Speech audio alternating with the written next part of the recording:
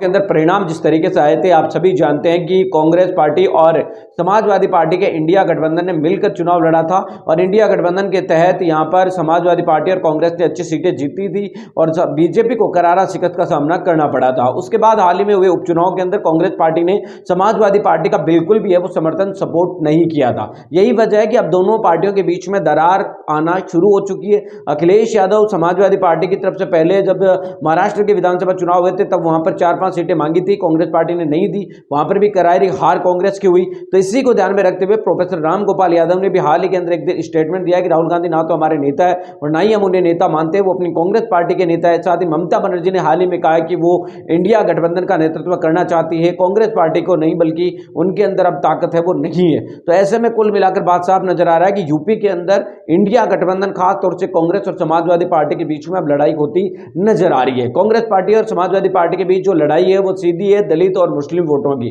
दरअसल मुस्लिम समाज का वोट पिछले कई सालों से लगातार समाजवादी पार्टी के पास जाता है और यूपी के अंदर दलितों का वोट बीएसपी के पास जाता है। ऐसे में कांग्रेस पार्टी के पास यहां पर ज्यादा कुछ है नहीं।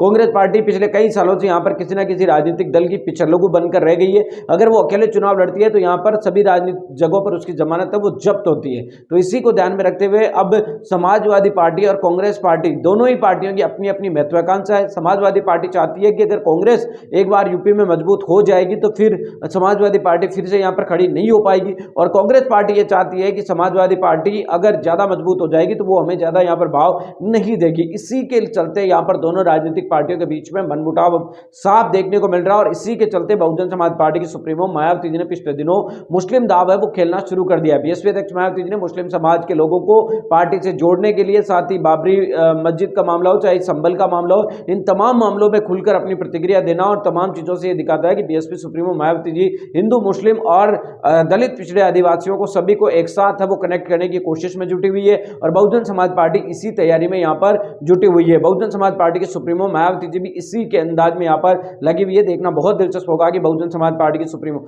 मायावती जी के द्वारा आगामी दिनों में क्या कुछ फैसला